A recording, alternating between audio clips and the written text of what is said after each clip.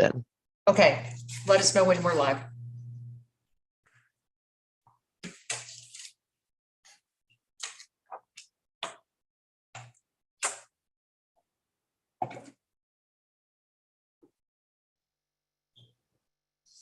We are live.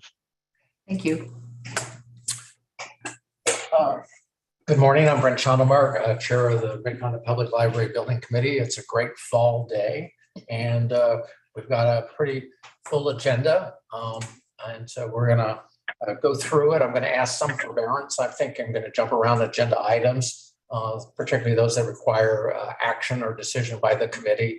So if I don't follow from if I go from 2 to 6, don't be unsettled. It's an effort to try and get the business done that we can with the most people that are available. So do you mind calling the roll? Absolutely. Brent. Here. Joycelyn. Here. Michael. Here. Michelle. Ron. Here. We have a quorum. Okay. So the agenda is in front of us. I just sort of told you we may just jump around from different items. There's a lot of small items that require some action, and a big portion of the meeting is just updates on major things that we have sort of going. So let's take care of the minutes. The minutes are. You need to approve the agenda. Oh, excuse me. Somebody want to make a motion to approve the agenda? Yeah, I move to approve the agenda. Okay, I heard a Second. Okay, thank you. This is Joycelyn. I'll second. Right, I heard everybody speak to the matter, and all those in favor of the agenda say aye. Aye. Okay, so Aye. we will cover everything that's on the agenda. We may not cover them in the order that they are down in front of us. Does somebody want to make a motion to approve the minutes of our July 28th meeting? So Okay, there's a motion. I'll second it. There's a second. All those in favor of the minutes? Aye. Anybody opposed? Anybody abstaining? I think the first item I want to take up, thanks to staff for preparing this. It's a job that takes some time and effort, and so we should know it. I want to go to the item number 7, which is the North Oak easement, and then turn it over to staff to tell us what they want us to know. You want to touch on that one? Basically, this is an easement for Evergy to be able to do work as required. The reason why they're asking for this particular easement is because we've kind of changed around the way the building's going to be. I've got this in front of legal just to make sure that we're not doing anything. I've actually asked them for a status on that. And but it's pretty straightforward. Is that the only one? If you go one more, I'm sorry, there we go. You can see that gray line at the very top is what they're talking about. It really goes through our kind of the parking lot if they had to do any work. As with most easements, if they rip it up, they have to replace it. I don't see this being a huge issue. It's pretty standard. We have easements on every last one of our properties. So this is it's not a one-off. It's just documenting it and putting it in writing. Any discussion? Anybody want to make a motion? So Okay, got a motion? Is there a second? This is Joycelyn. I'll second that. Any discussion about the easement? yeah, just a question. So there's not anything that's going to happen with this easement. I mean, right now. No. So this is just be in case they would ever have to do what? Just in case some sort of emergency came up, we had a power issue. We have a neighborhood right behind us, but we also have Right. power ourselves. So it's really just, we have this on every last one of our properties. Yeah, I know. But that's basically what it is. It's just to make sure that, and again, we're going through legal. Our process is we take it to the building committee and then we take it up to the board. I would just ask if we approve this, that if there's legal discover something, that they let us know before it goes to the full board. So, Absolutely. Absolutely. okay. Jake, this is an underground service, not poles. No, it's underground. Correct. All right. Any other question? Any other discussion? All those in favor, say aye. Aye. Aye. All those opposed? All those who want to abstain? All right, thank you. I'm now going to go to item number 8, which is the Green Hills Cafe vendor contract. This is a contract in order to put Novellas, get the coffee shop up and running at the Green Hills location. The space is ready. They're just waiting for board approval on the contract so that everybody can sign it. The contract is actually very similar to the one that's at Post at Culver Road. It just is updated with the location and the name of the actual vendor. They will be paying us some rent. And so there's a little bit of revenue stream in there. It's Common House Coffee and Black Hole Bakery are the two that form Novella LLC, and they are looking forward to being in there. Common House Coffee used to be on the square up here in Independence, and I think they moved to the Crossroads, so this will be a Northland location for them. And I've heard nothing but positive things about Black Hole Bakery. People can't wait for them to get in there. So like Post, they'll be able to cater with in the building and first right of refusal if we're doing events and things like that right there. I'm not add that this has been through legal review. Yes, it has been. They saw no issues with it. Anybody want to make a motion? So This is Joyce and I'll move, second. Okay. Any discussion? yeah, I did have some questions on this. First of all, I think it's going to be great to have the services available, but like a number one, they said no smaller than 1,500 square feet. Is there a maximum? Isn't that about the space? That's the size. That's the size of the space. So that, okay, so that was the no smaller is not necessary really. Not really. I think we did that as a provision for the first one with Post to give them an idea of what their space was going to look like. It's you're right. It's not completely necessary, but we put it in there just to have that proviso. Okay, so it's gonna be 1,500 square So feet. they can't expand, I think, more than anything. Well, so that actually with not, when it says not less than, they can expand. Mhm. If we set a floor without a ceiling, that, you know, I hear what you're saying. I think they're right at about 1,400 square feet. okay, then we can look at that. Okay. And then also, you know, we clearly know that it's 1,500 square feet. We identify the actual, what the 1,500 square feet are. Have like a schematic or something. Bless you. Thank you. Sorry. Because when I was there, it looked as though there was the food and refreshment area that's right next to the hallway. You want to make sure the 1,500 feet don't encroach into the hallway or something like that. I think if we just have a schematic, they'll say this is 1,500 square feet. You know, So you're wanting us to narrow, to put the exact square footage in there? I mean, I can definitely do that. That's no, we can see 1,500 square feet, but I mean, where? I mean, unless we identify where the 1,500 square feet are to be situated, we leave it up to them. Well, I see your point, but they can't do it in the middle of the library because they don't have that. They can't, but it doesn't say they can't. I think Ron's just asking to show a drawing where the coffee bar is. and Put a just- schematic. I totally agree with you. Then Okay. just include that as a amendment to it. Get a 30 by 50 square foot and say, guys, you know, stay there. I know, I hear what you're saying. Okay. We know where they're going. Let's show where they're going. Yeah, and then just some general questions, you know, 2 and 4 talked about the services that the library are giving and then the $1,000 rent. And I'm just curious, is that pretty much standard within a site provided lease? So what I did was I looked at the Post, what they were doing, and then I looked at these folks as part of their proposal. Because they're up in the Northland, because it is a little bit, you know, you don't have the same, in my mind, the same geographic density as you do at Post. It was a little bit less. I don't know that there's an actual standard, but I know what we charge Post. And I know what we were going with that. So when I Well, looked at that, that's the standard then, yeah. And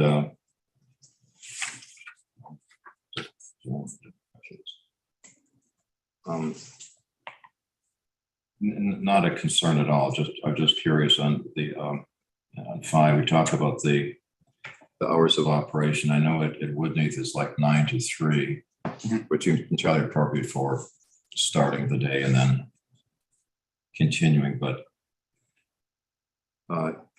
for the percentages like the 80% here and the 60 hours a week, is that going to be coordinated with Xander or the branch manager or something like that? Yes, they'll be coordinating with all the folks for the different hours. Good. They did ask for earlier hours than Sunday. And that made sense to me because obviously we want them to be fiscally prudent when they're going forward. Most folks aren't going to want coffee at 3 PM on a Sunday. Not all, but most, you know. But the bottom line is they were thinking from a profitable viewpoint, it'd be better to have it open right after, you know, some of the churches let out. Absolutely. Versus at 1 o'clock when we open up. So that's why I let them get that for that. And then this is kind of new stuff, but after a meeting yesterday afternoon, so the reference to the no alcoholic beverages, maybe that's something we can kind of coordinate with the fact that They would have to coordinate that with us. Yes, can't they do would. that. but here it says no, we just want to coordinate that the no alcoholic beverages is not going to be restraining them. No, it shouldn't for them. No. It shouldn't.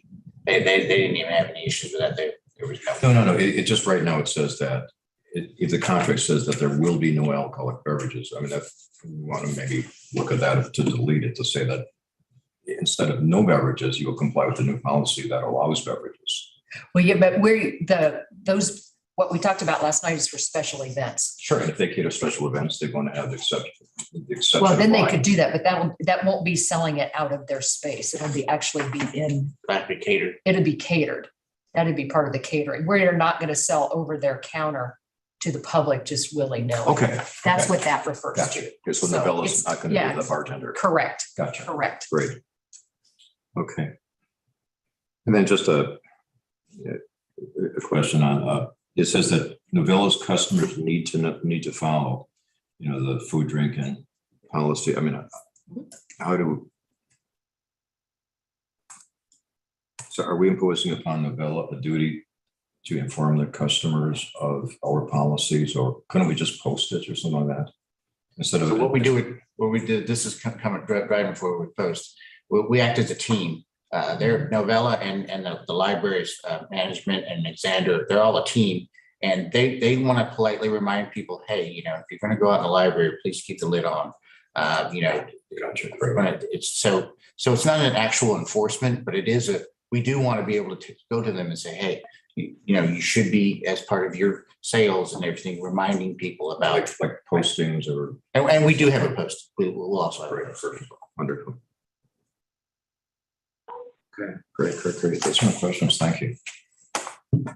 Thanks for responding. So if we can just add a schematic that shows where the location and do that. And so with that consideration, any other? I think it's just a common sense factor, but like if there's a celebration or something, and you almost want to have like a. I think you're exactly right. Cafe into the. Then they can't ever come back and say, well, we didn't understand.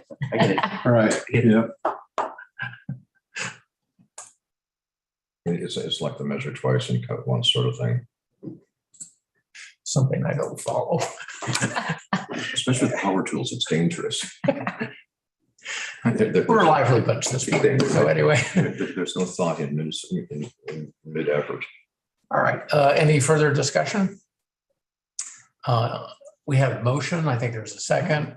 So all those in favor say aye. Aye. All those opposed? All those abstained? And like the other items, these will be brought forward to the full board. So there'll be another discussion, another vote, and another vote on them. I want to go to item number 9, which is the energy efficient commercial building deduction allocation. This could be a long and complicated discussion, but let me tell you, this is something that we've done before. And so I'll turn it over to staff. And Jake may need to explain this better than I, but this is an allocation that as a government entity, we are not eligible for, but we can transfer our deduction credits, whatever term you want to use around this, to one of our contractors. We have done this in the past, and we have passed this on to SAP Design, because if somebody's going to get credit for it, somebody might as well get credit for it. And if we can't, let's go ahead and pass it on. It's just for, you know, HVAC and energy efficiencies that we are putting in our buildings. Since they are responsible for that, they're the most likely recipient of our allocations.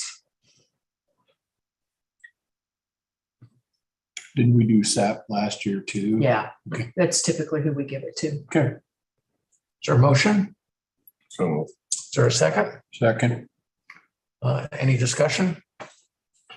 I was wondering, do we know what the value of this is as a deduction? I mean, what the deduction amount is for SAP? I would have to look that up, Ron. I could Be nice to know. But they didn't actually give me a value. Yeah, because it's like, it's, I think it varies. yeah, I think it's up to like, yeah, it's under $2 a square foot, but if the coverage is $2 a square foot for tens of thousands of square feet, it could be some, real change. I had the same question, so maybe when we get to the full board, having that information, understanding what the value is. This one is specifically associated with the Green Hills Library, so it specifies the property. Yes, the last one we did was for Colburn Road. Yeah. So So it's not on every building, it's just So how many square feet is Green Hills? 30,000. 300? 36,000. Okay, if it's $2 a square foot, that'd be 6.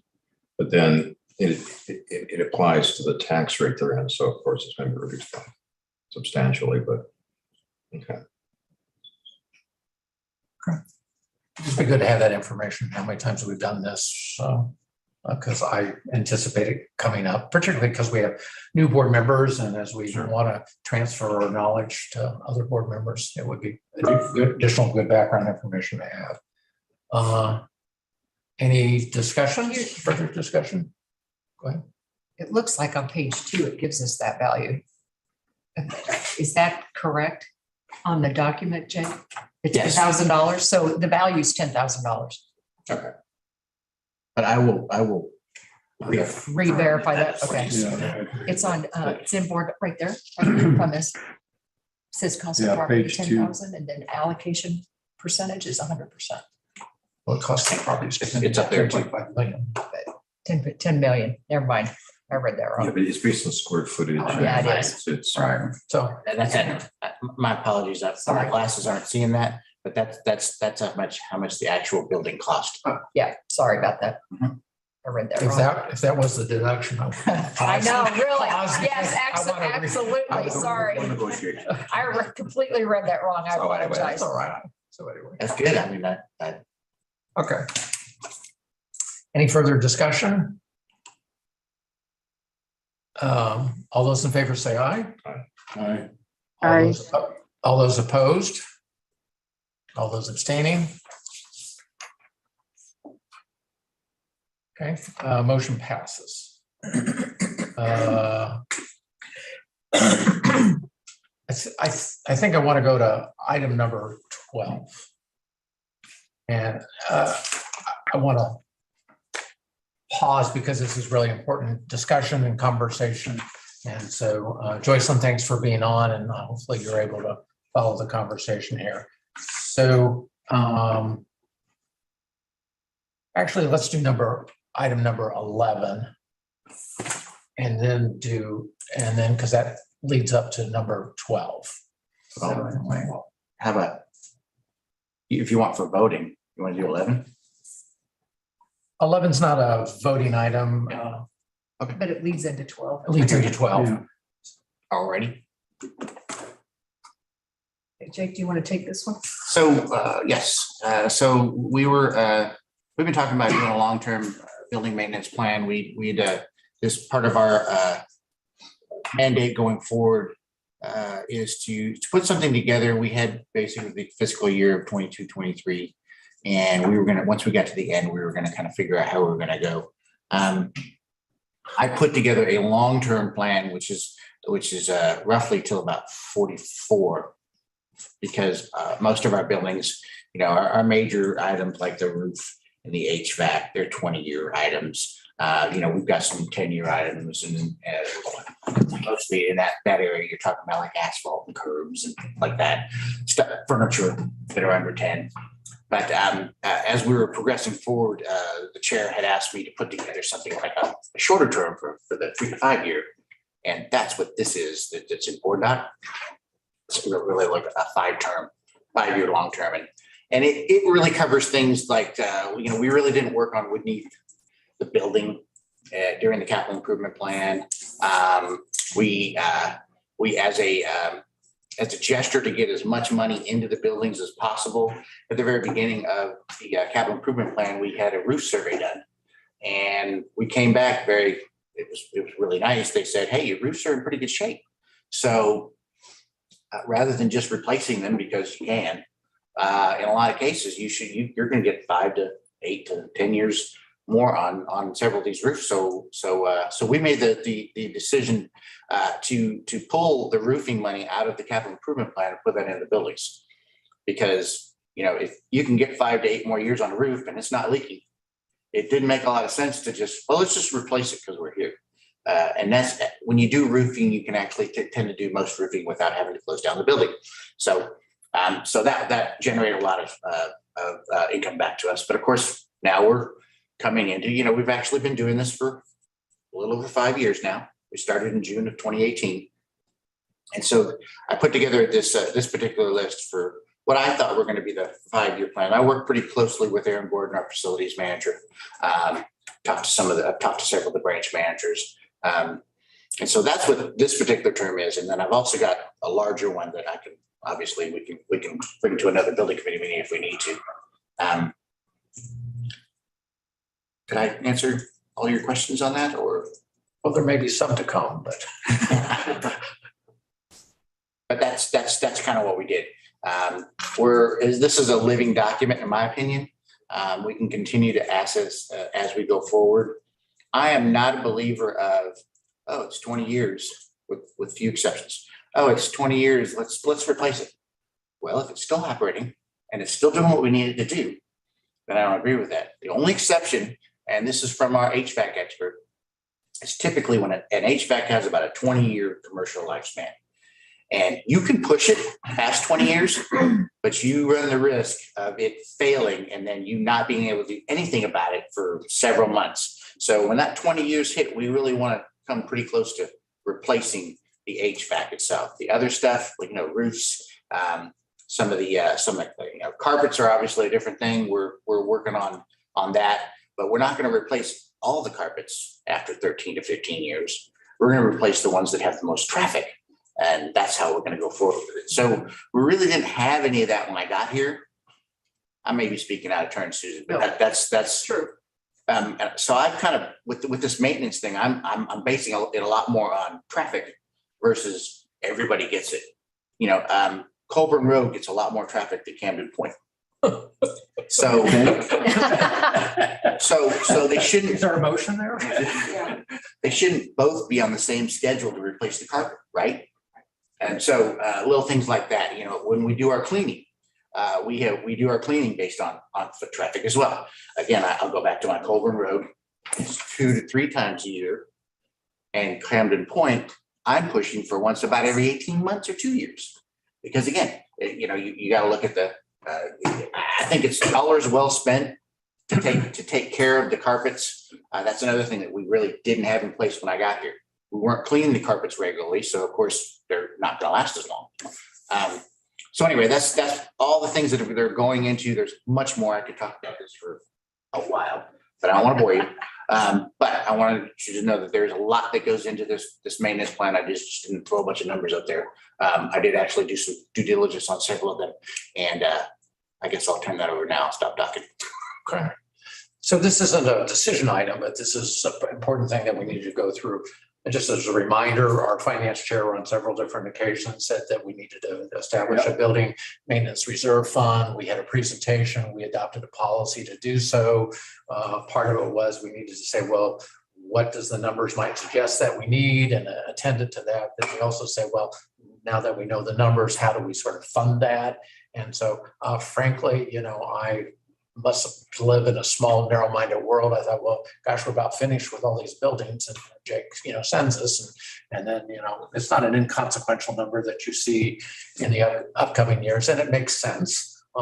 Staff should be complimented for kind of putting the money in the new buildings and getting that, and we don't have a significant amount of deferred maintenance, but it is headed our way, and we would be mindful to acknowledge that. So that's just my way of comment. I actually want to ask staff to talk about this building, because when I look at it, I see a lot of the big numbers are associated with this particular facility.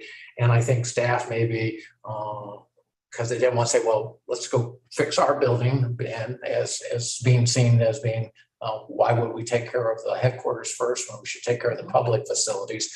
But these numbers made it apparent to me that there are issues with this building that perhaps I was not aware of and not acknowledged. Matt? Yeah, go ahead. First of all, I appreciate what you said, Brent. I really want that message to go forward. Yes, the capital improvement plan is winding down, but that's not the end of taking care of the buildings. We've put a lot of money into this. We've done a lot of work and effort, and we'd like to keep them up. It's very important to invest that money afterwards to have that set forward to keep the buildings where they were for another 20 or 25 years at least. As to the HQ building, this building, and again, some of this is stuff that I've learned from legacy. But the bottom line about this building, I believe it's been expanded 2 times.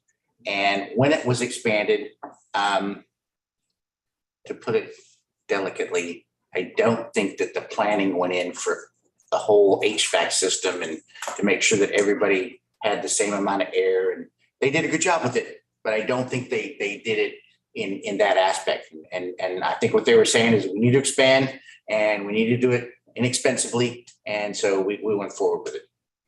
What we're having right now, especially with our HVAC system, is you can go to Susan's office and it'll be 65 degrees. And you can go to another office. It's cold. On the other side here, and it'll be 78.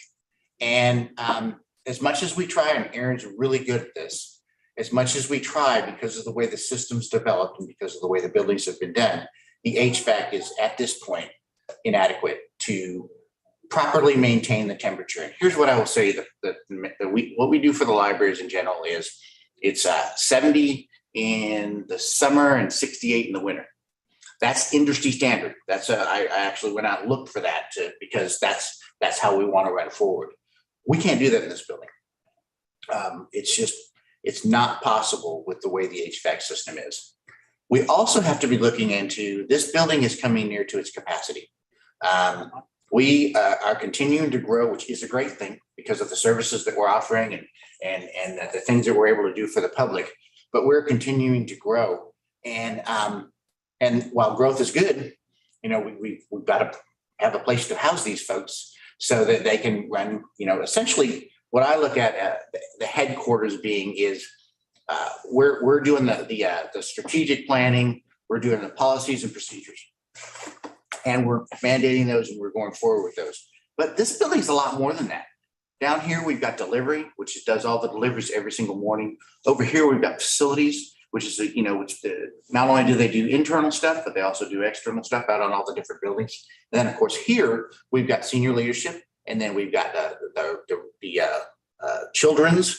We've got, I could go on and on. There's a bunch of different areas here that actually push things to the libraries itself, which is what we allow to the public.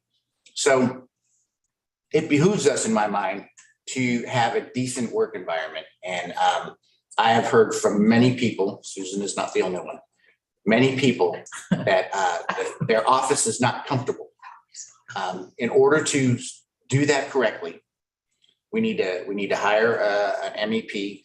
We've been leaning heavily on our MEP, mechanical engineering, we've been leaning heavily on True Engineering, who is our major MEP for the capital improvement plan. We need to hire them to come in, do their tests, figure out what they need to do. Then we need to replace the system as needed. There's going to be some duct work that needs to be done. We might need to add another machine on the top to push the air the way it needs to be. And that's not cheap.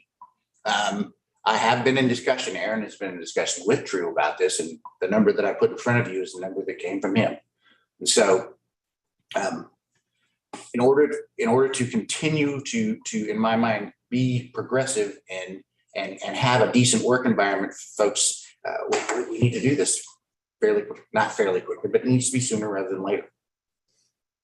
So I think others may be better at math, but I just came up with about $2.7 million when you take the HVAC and the roof, and in some senses, it's just like a bigger number than I would have anticipated. So I just think it would be good maybe to list this as a separate topic for a separate meeting and say, well, let's stop and look and say, well, what do we need from a building standpoint? And Yeah, there's a meeting last night and comments were made that on this part of the building, the air conditioning was required, and the other side, the heating was required, and just, concerns like that, I'm assuming are from the add-ons.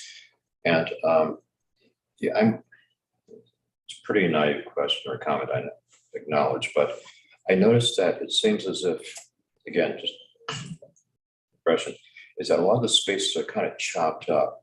Would it be wise to engage the service of like an architectural or, commercial or building architects to say, look, at maybe we don't need cubicles and walls, maybe different approaches for, first of all, efficiency, but then, the comfort factor too.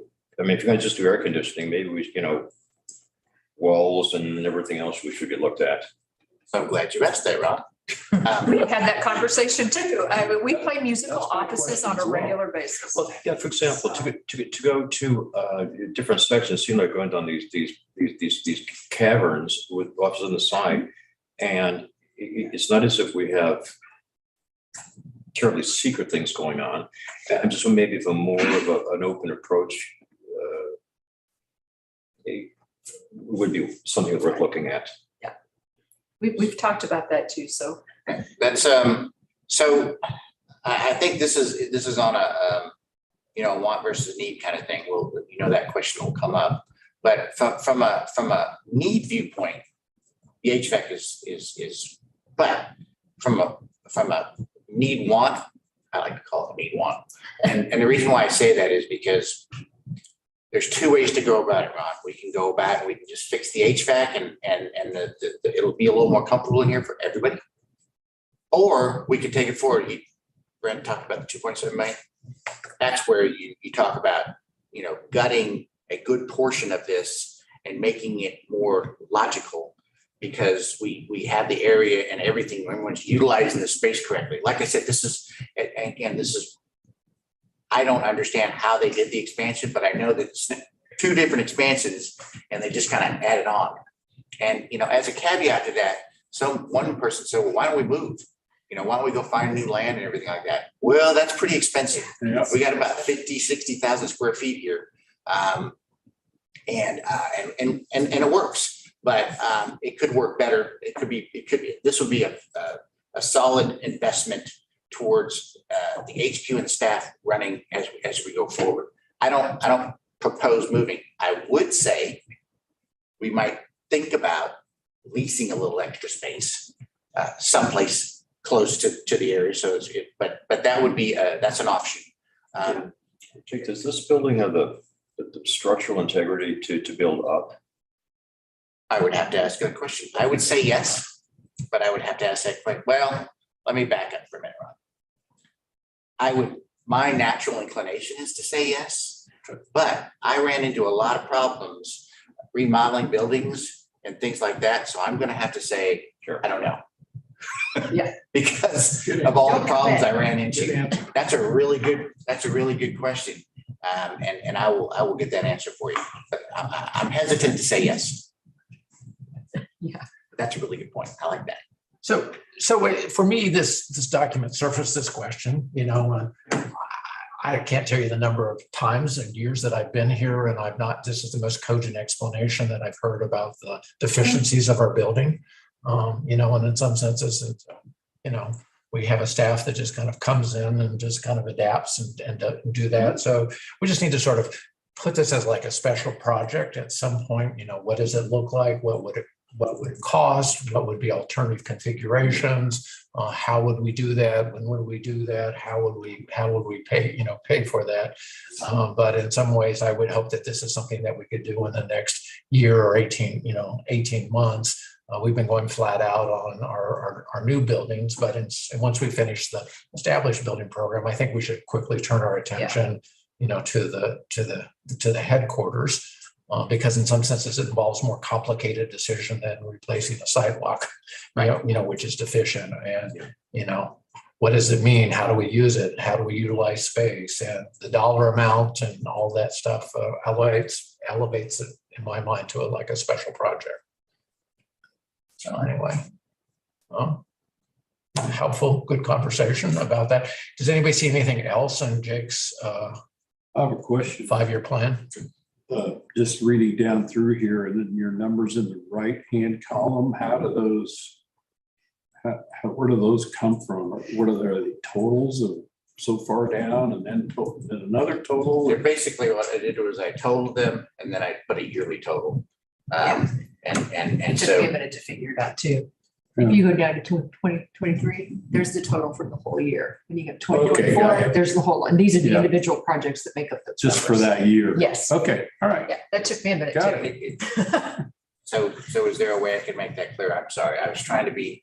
No, that's great. No, I think you're I fine. didn't connect it with the years over there. Yeah, Put a label at the top, say yearly total yes. that would on be that good. column, that upper cell. Yeah, That put would a be great. little thing up there by year or yearly total on that blank spot. Okay.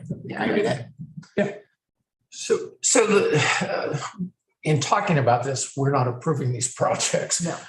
We're just trying to get ourselves some understanding, which is something that we, frankly, as we're focusing on other things, hadn't done and achieved. So any other questions or any more discussions? I just might thought, maybe just as a heads up for Jake, if we're going to have this reserve of funds set aside, actual cash in the bank, I think it'd be helpful to have on an ongoing basis, remind the board that this is money allocated for a specific fund. And I think that everybody knows an absolute agreement, but I don't think we can necessarily commit future boards for not dipping into that reserve. So I think the more we can reinforce the fact that these funds are already designated and allocated, would be really good to reinforce the fact that it's not some unallocated petty cash fund. Yeah, I agree. I'd actually like to, and this will lead into it, I'd actually prefer it to be a little bit more fluid than it is right now. If we put it into one reserve fund, then you really can only use it for maintenance. But what if something happens down the road and we need to do a quick capital improvement? We can't really touch that fund if it's designated as reserve maintenance. I mean, we can play the language, but I think it makes more sense to pull it up into the actual capital fund, so that should we need to do something, should something break, we can read. Obviously, if it breaks, that's maintenance. But should something come up, it would be better to be able to have more fluidity of that. That's just my personal opinion. That's when we put it in these little things, it becomes we might need the money, but we can't technically use it, and that limits us. Yeah, I was thinking more along the lines of allocating for the real property in total, maintenance, replacement, that sort of thing, as opposed to once it gets off ground and stuff on the ground, it hands off. Okay. Let's go to 12. I have one more question. Certainly. Down on the bottom of Jake, it says access control. What is that? Glad you asked that, Mike. You guys work this out. So we have access control, and basically when we come in, each employee has their badge, and they put it up next to the badge. We go forward. Well, the system that runs it behind it, the software, is ancient. Okay. Thank you, Susan. It is Ancient. ancient. It's like 20 plus years old. Yeah. That's too old for everything that we've gone forward. For instance, what I'd like to be able to do, I'd like to be able to say, hey, if we're at Lee Summit and somebody comes in, wouldn't it be nice to coordinate that with the picture of them? Which we had the video cameras. We spent a lot of money to upgrade all of our security systems. We can have something that would link into it if we had a newer system. We would be able to do things a little bit easier if we had a newer system. This system is just, the more I dig into it, the more I'm like, man. Okay. There's a lot of manual manipulation because it's not supported anywhere. It's no longer maintained. It's been, it's 20 years old, it's old technology, so it's a lot of staff time to manually manipulate people's cards. And does it work? Does it work? Can you remotely go in and do something? Can you even go in and remotely do it, or do you have to be on site to do it? And Yeah. we just updated the software, which means all the key strikes and everything would have to be updated, which is why you have such a high number for that. Uh-huh. But it would just be, in the long run, it would be less staff time to maintain it and to go forward. It would also integrate the systems Yeah. more readily, and it would, I believe, in my conversation with Dustin, that it would increase the safety. Because you just have the ability to do so much more. Mhm. And again, we spent all this money on these great buildings, but that was not within my vision. This just came up within the last month or so as we were talking about different things. Huh. I was like, Okay. we've got a 20-year-old system that essentially you have to go in and manually manipulate if you got an employee who's moving from one building to the other. That shouldn't be something that takes, Right. Yeah. You have to reassign manually- them to the new. You have to reassign them and then deactivate their card at that building and move them over to this building. And yeah, Okay. It should be a couple keystrokes, but it's not. it's not. It's, I think from what I understand, it's at least 15 to 20 minutes work, if not more. Michael, thank you for your question. So What? I said, thank you for your question. Yes, I I was appreciate looking it. at that. Well, so it begs the question, do you have to do this all at one time? Because you have to, or you can do it building by building? Could you stage this and phase this? The short answer is yes. That's how I would want to do it anyway. I wouldn't want to do the whole thing. I would want to do it in phases because I want to make sure that it's working correctly in the bigger buildings and then push it down to or whatever Dustin recommends. That's just Yeah. in my on top of my head. It would be more important to make it work at Colburn Road, Green Hills, because they're our largest buildings, and then filter that down Yeah. versus starting at Makes sense. Clay Como or something like that. So you prove it out with just step by step. Right. So yeah, we would work together and do it in either a 2 or 3 phase. I think 3 phase would be probably ideal. I'm a 3 phase guy myself. That's why I say that. So, but by doing that, we would take bigger branches, medium-sized branches, small branches. Yeah. Or again, I'm not the expert on this, Dustin is, but I would work closely with him on that. Yeah. Sweet.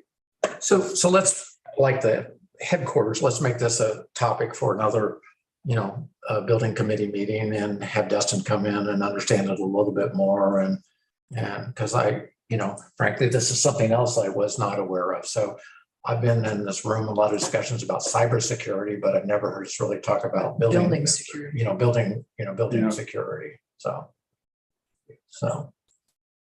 okay. So again, Michael, thank you for the question. So thanks for the answer. That's good. I'm glad that. Okay. All right, so we're going to go to item number 12. Like I said, apologies for jumping around. I'm going to let staff kind of organize this conversation a little bit. There is a listed motion. We may or may not vote on it. If we do, there may be a slightly amended version of that all, and I think the discussion will inform that. I want to let you know I was on a call with Jake and Susan and Quan yesterday to a little bit about this, and this really has to do with our investments and liquidity and our ability to fund our projects that are well underway. So I don't know who wants to kick it off or take the lead. I'll kick it off and probably pass it off to Quan. This is the investments is actually an agenda item on the finance committee meeting for next week as well. That agenda will be posted later today. In working with several years ago, we moved all of our investments to Central Trust. Our investment policy allows investments to be up to 5 years, as long as we have enough cash flow rolling in and out of the various funds to meet our bills over the course of each year. I don't know up until that point if we did a lot of 5-year. Quan would know that better than I. I'm really coming in at the tail end of a lot of this, so I've been learning a lot the last month. Right now, Central Bank has taken the position that they automatically invest everything for 5 years. This is going to impede some of our bill paying in a timely fashion because they have locked them down. And with the interest rates, with inflation and everything that is going on right now, cashing them in and reinvesting them could potentially lose us quite a bit of money. So the capital, typically during the year, whatever is revenue over expenses, we move into the capital projects fund. We're still interested in that and still continuing that process, but maybe not starting it off because we'd initially thought that we would just front end and seed the building maintenance plan. But in light of 3 more buildings that have yet to be, we haven't broken ground on any of them. And now we're talking about headquarters as well. We may need to have that a little more fluid, which is why Jake, I think, is more interested in putting it in the capital projects fund. Quan can address the actual ins and outs of the investments better than I can. But essentially we've got the funds to do everything. It's just accessing them in a timely fashion that's going to cause us some problems in the next couple of years. Quan, did I cover that appropriately? Quan and Gordon met with Central Trust while I was at MLA, and Quan can tell you more about those conversations if you want, but I do know that it will be it's a discussion item on next week's agenda as well.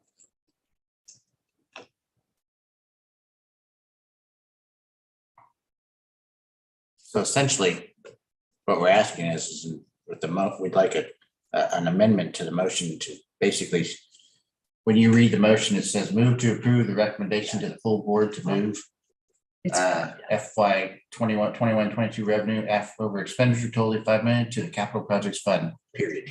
yeah, which It's has on the been screen. updated. We've already updated. It's been amended on the screen. I'm sorry. So So I'll just provide a few comments. I share with staff. I felt like the farmer who was asset rich and cash poor.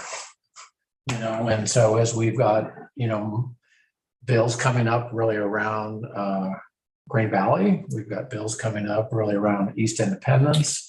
We have bills coming up really around Riverside. There was some discussion, and I was not supportive of it, is that we should press ahead and complete these projects because what we know about the inflation and really around construction, that will exceed anything it is that we might be able to do. And we just need to, while we don't have a clear plan right now, we needed to commit to go ahead and do that and then work out a financial strategy that can support the obligations that we incur. So the past practice, and I understand that we are shifting, and as we think about money and finances, the past practice is that almost invariably there would be revenues over expenses, and at the end of the fiscal year, that would be transferred to the capital improvement fund or the capital budget. Stunningly for anybody that's involved with a public body, we built Woodneath because we had done that for several years, and we didn't even the original Woodneath, the new library there, because we had enough funds in there. We'd accumulated them over a period of years without ever going to the public for a vote. I mean, can you imagine a school district building a school building without a public vote or something along that line?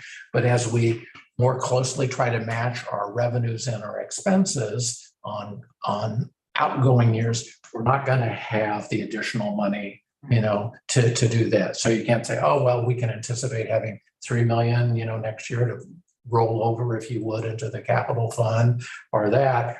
That's not going to be the case. So the feeling was, or the hope was, to take this 5 million. This was the amount that was identified by our auditors at the end of the year, and put this in the capital fund in some senses to give us some liquidity, really to address our upcoming bills. My first thought, and you can see this in the board docs, was to move this into the capital reserve fund as a way to fund that based on the prior presentation that we have, but we may have to delay these maintenance projects until some of the liquidity as some of these investments come due and become available to us all.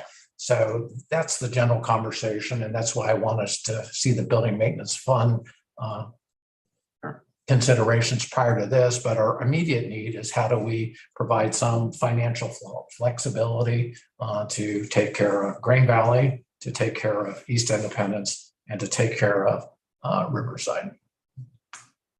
And fiscally, from a fiscal viewpoint, the money is, again, this is my opinion, based on what I've seen in the past and what I've seen going forward.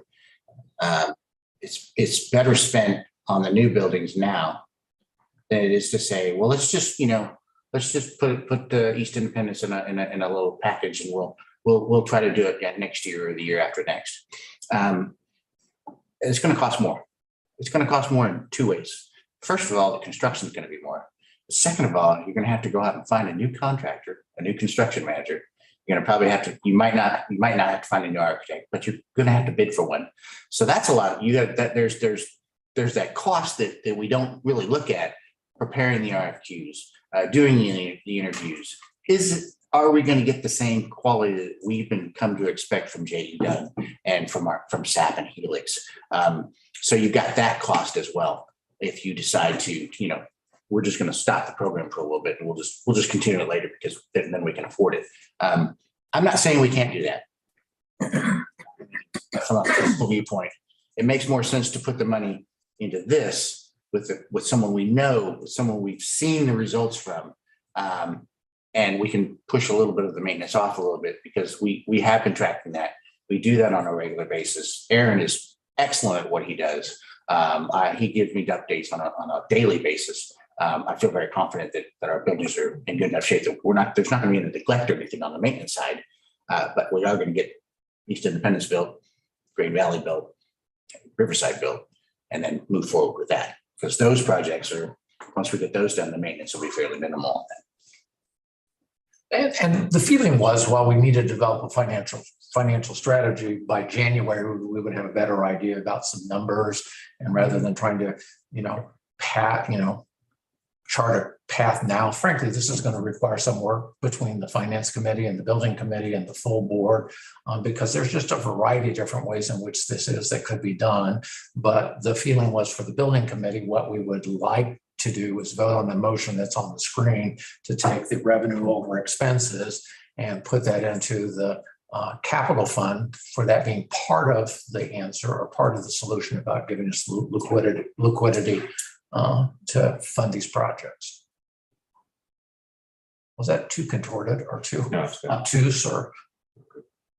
Okay.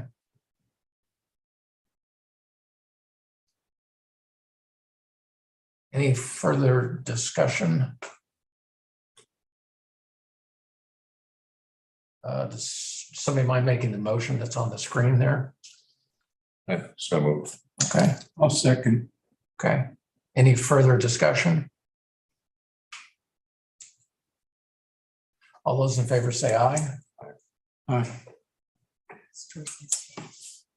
Don't know.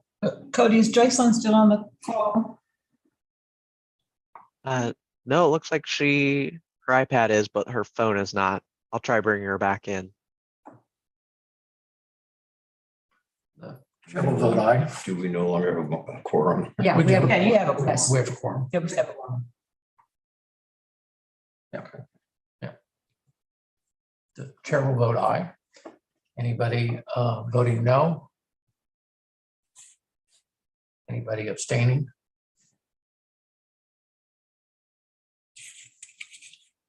Okay. I will list Jocelyn as not president vote. This is not the last time we will be talking, about this, and this conversation will pop up in different ways and different committees. And I was just thinking, is the 5-year bond position pretty heavy? Because I'm thinking if we need to tap into that, we'd have to sell at a discount, I would imagine. That's correct. We have not much. We have about $4 million in cash. We have. And also only $270,000 will be maturing in December in current fiscal year. I'm talking about the capital project fund, not the operating fund. sure. Next year, is $2 million. The year after next year is $5 million. So for the next 2.5 years, we only have $7 million plus the $4 million cash we have. After the third year, we will have a lot, like over $10 million maturing. I'm gonna jump back. Let's go through the item number. Jake, I let you get to choose, 5 or 6. Yeah, I think 5's gonna take a little more time. All right, let's do 6. Okay. We'll get through everything on here.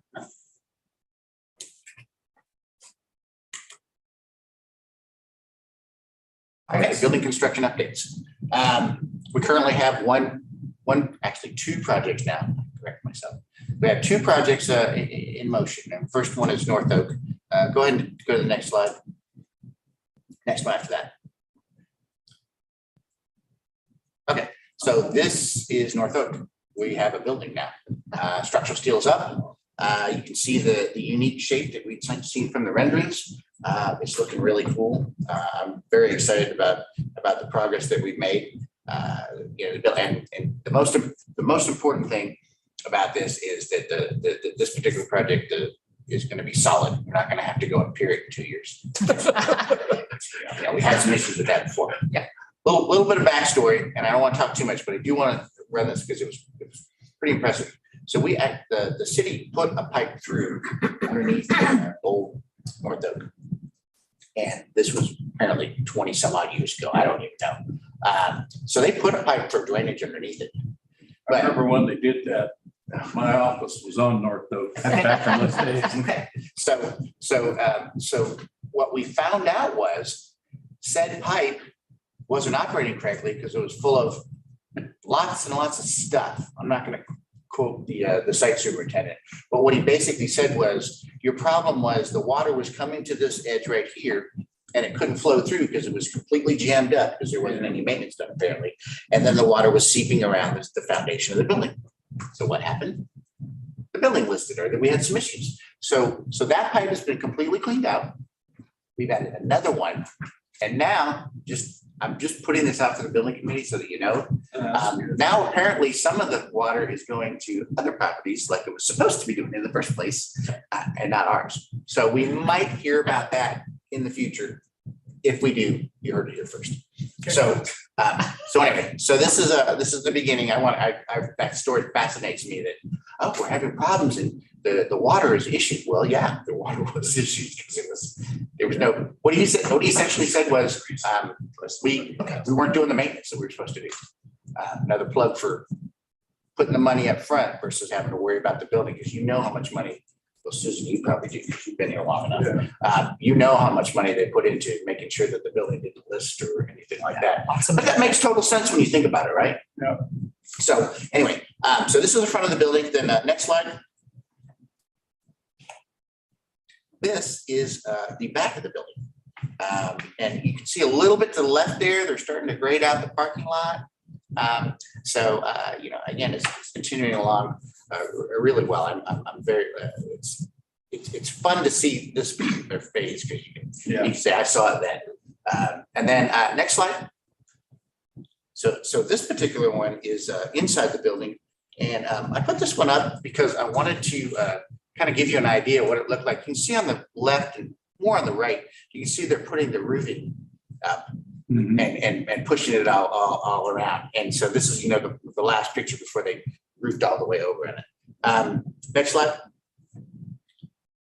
So this is on the main level, and this will be the stairs that go up to the area with the community room and the collab rooms. And you can kind of see one of the things about this particular building that I always liked is just to the right of the stairway, you're going to see a really neat color that kind of draws you to that stair. Obviously, you won't see that for many, many more months, but I want you to think about that when the building gets complete. It's really neat how it draws you to the stair to go up to. So next slide. This is where the main collection is going to be housed. This is the actual, and my next slide will kind of give you a better idea of what this is going to look like. But this is where we're going to have the adults. Children's are going to be on the main floor as you walk in, and then as you go down, you'll have the majority of the collection. Next slide. From this area where the majority of the collection is, you can see the stairway, and you can see what I call the reading stairs. where it's gonna be real similar to what the Red Bridge has with the wood. And you know, kids can kind of step down if they want to, but there's different areas to sit and work. And that's the area. And, you know, just above that and to the right is where the entrance is. So next slide. Green Valley. Can you pause on North Oak? Any questions about North Oak? I'm sorry. Yeah, I have a question. Okay. So this whole area is below ground level. Mhm. So there's like a 4-foot wall, concrete walls around 4 feet. And then you got these posts in here, and it looks like there's open space around the post. What's happening with those Slide posts? 6. You know, this area, those areas, what? What's happening? Yeah, They're it's like- gonna fill that in. That's gonna be, you know, and basically those are the structural. Yeah. That's all. Well, So what are they gonna fill that in with? What's happening there? that's a really good question. I would suffice to say that what they've done with this right here is they're gonna actually reinforce these areas, and that's why it's still open. Okay, well, that's my question, because here's, you know, if you look at all the pillars that are down there, that's fairly deep right there. It is. So my question is, how's that gonna affect? And since it's below ground level, and you know, we all knew this, but you know, is there any fear is not the right word, but is there any occasion where we would be dealing with another water issue, you know, in this? I think that's a really good question. I don't, based on what we've done to level out the ground and to solidify the ground, I don't see there being any water issues. I'm pretty confident about that. We've taken a lot of mitigation efforts. We put, you know, solid rock. We're building, this is all poured on solid rock. Yeah. Whereas before, we just poured it on Right. slab over ground. Fill Yeah. dirt stuff. We filled it with solid rock. I will find out for you, Michael. I'm certain that what they're doing with that is they're gonna pour reinforcement around it. And that's why you see that particular hole. It's Okay. not gonna look like that when it's finished. Right, yeah, I didn't figure it was, but I'm looking at it now I hear thinking, you. yeah, Yeah, you I hear know, you. that just looks kind of weird right now, and I'd like to know what's going in there. I will get back to you on that. I Okay, don't know the exact, I don't want to lead you down the wrong path, but that as in my past, that's what they did. They sure, put those particular areas and then they pour more concrete in of a Okay. different grade to actually solidify the pier itself. okay. Thank you.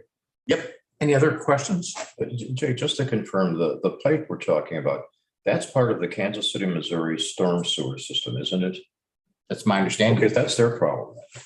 Well, it's their problem, but it's really our problem because when it gets jammed up and everything like that, clearly people weren't clearing it out. Oh, okay, yeah, but that would be because of their negligence in not cleaning it out. I believe It's so. not something that the library did. So I don't want to state this wrong. I agree with you in concept, but I would be willing to bet that someone else would come back and could say, Yeah. it's your property. You're responsible for maintenance on your property. But we've all had that issue before. Well, your tree's growing up the only time it really doesn't happen is when your tree's growing up in the power line. And the power people are going to come out because they don't want to have to worry about that. All right, But they're if gonna it's- cut they're those gonna cut branches exactly, off. and all that. Exactly, but if your tree's growing up and the roots are taking over the system, well, that's on you, right? So Yeah. I will investigate that a little bit. I was just curious, yeah. But it's a Yeah. good question. Just, well, like I said, my history with this location. And I can't tell you over the years. Just the devastation that occurred around that issue. So you're saying they put another pipe under? Same pipe, we just built over that. They Okay. cleaned it out. Now we put another pipe in Yeah, that's what I'm saying. There's another pipe. for our One retention. that's there cleaned out, and then we put another pipe in for a drainage. So, okay. So that pipe go on top of that pipe or beside that pipe or? I'm gonna say it was at a different location, but it is Oh, okay. essentially beside it, yes. Okay. Anticipated completion date? May of 2023. Okay. All right. 23, so. 6 months, 7 months. Yeah. Now, if it comes back in this June, Oh, God. That's right. things happen, you know, but I'm thinking May of 2023. We're making solid progress. Yeah, no, that's great. And it gets done when it gets done. Exactly. Okay. All right. Go to the next one if no further questions. All right, so this is Green Valley. We're just about through with the permitting process. They've got the go ahead. They're grading out the area. Something to think about on your calendars. Jim, I'm going to steal. Oh, Jim's not here anymore. I'm going to steal thunder anyway. It's not here. We're looking at a groundbreaking date ceremony, the 10th of November. We will send more of this out, but I just want to kind of put that in your minds. November 10th is when we're looking to do this. It'll give. So the big thing with Green Valley is there's no parking. So one of the things when we do a groundbreaking ceremony, you know, we got people coming in, we want them to be able to park and to be able to walk to the site. So the reason why we're extending it over the month is to get the ability to have some clearing and have the ability to actually pull in and have a little parking lot area so that we don't, you know, our backup was we were going to transport people from the old Green Valley site to the new site. We might have that as an ancillary. But the main thing is we want people to be able to come in and park to go to the ceremony. Okay. So that's Green Valley. Any questions? Anticipated completion date for that one. This one's a little tougher. I'm thinking that this is going to be late summer of 2023. Okay. So, yeah. Okay. Okay, next slide. This is our most up-to-date rendering of East Independence. I really like the way this looks when you're coming in. And remember, it's off of Little Blue and Heartland, I believe, is the so we've got a light coming in. So that's really nice. But when you come to that light, this is what I believe you're gonna see. Traffic light. Yeah, traffic light. Yeah. Traffic light, I'm sorry, yeah. And so this is the front, and then next slide. This is what it looked like driving by. We're going to utilize most of the trees on the area. We're going to try not to clear off too many of them. We're going to have a nice little patio area as you're coming in. It's going to be a really neat design. Their theme concept is kind of they talked about lanterns. So when you come in, you'll see, you know, you'll have that envisionment, and they've designed it as you come in to draw you to the different windows so that you can see the area and everything.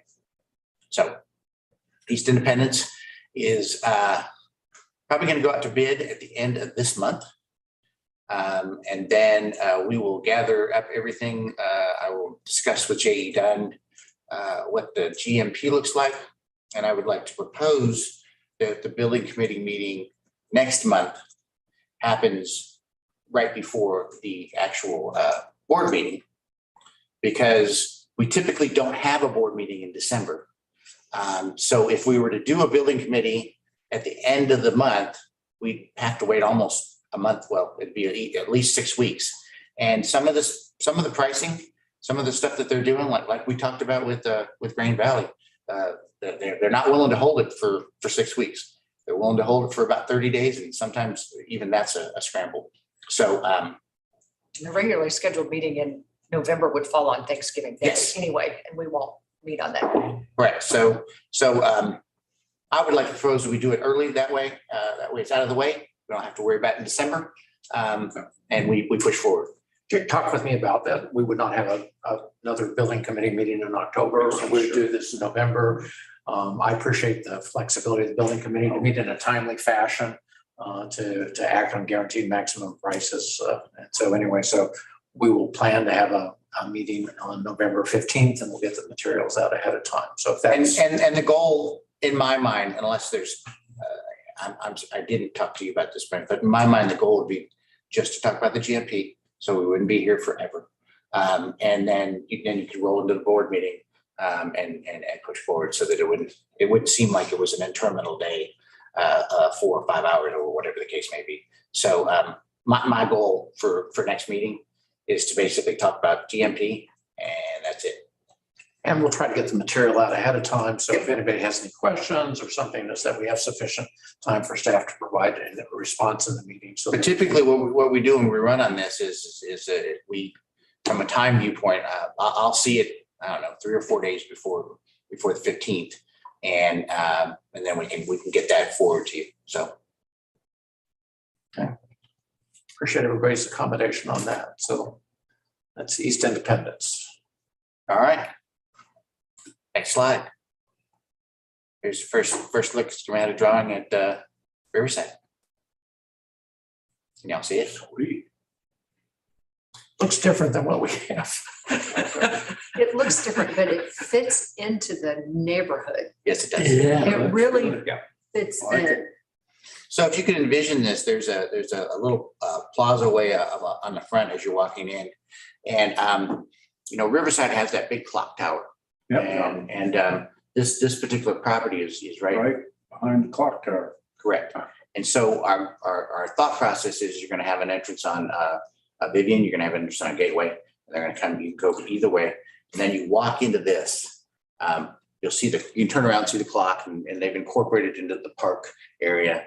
And then behind it, which is the next slide, behind it is the park. Right. So we're designing the building so that you can see out in the back area. That's And great. we haven't quite, we're fairly far along with the schematic drawing, but really what I wanted to do is I wanted to see if there was anything that you all objected to. Go back to the previous slide, please go with the building.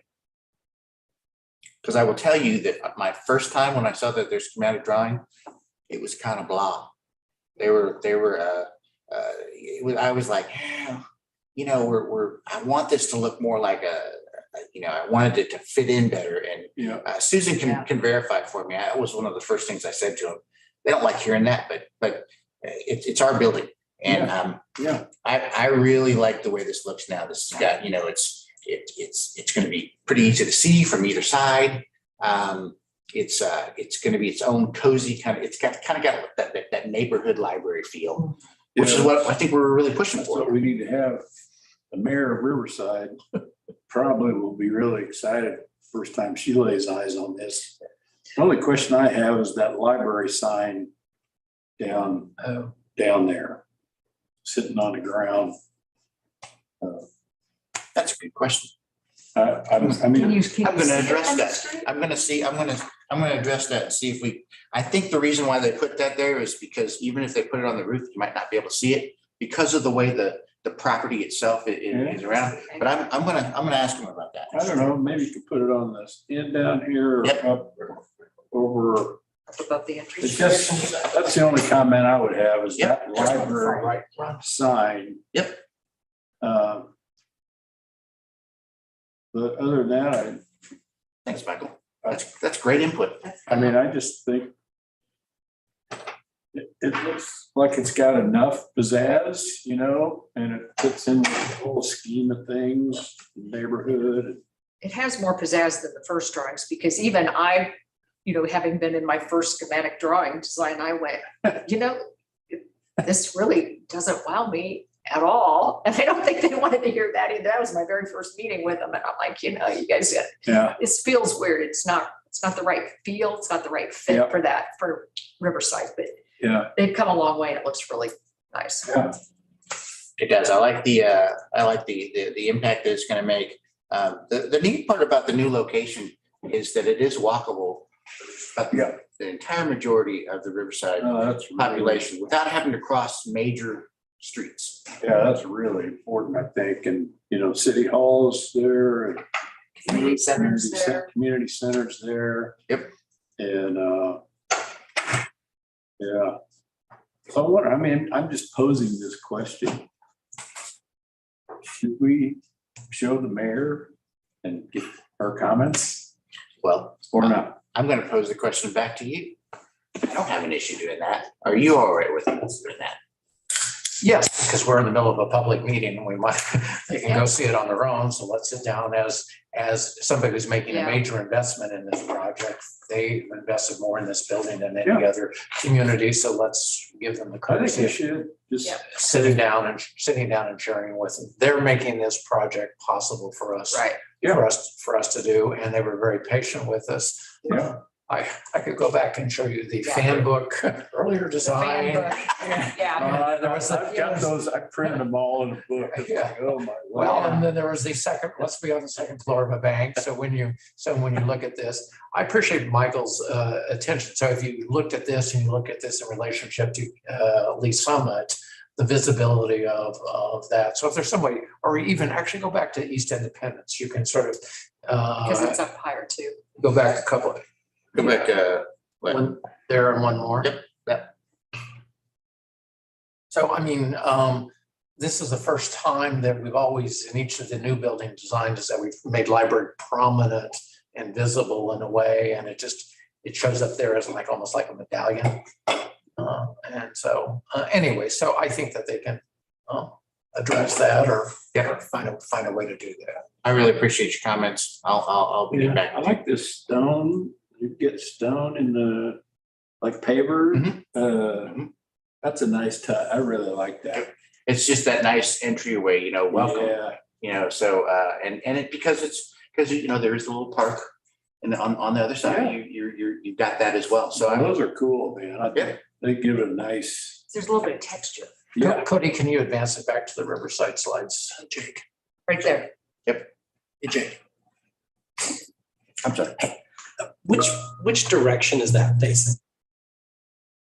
All right, my cardinal directions are a little off, but what I'm gonna say is to the right is gonna be across from the city hall, and to the left is gonna be does that make sense to you? Yes, so that fades, so the word library faces Vivian. Correct. Yeah, so that, to me, looking at this, that the corner facing out, that corner right there faces like north east sort of.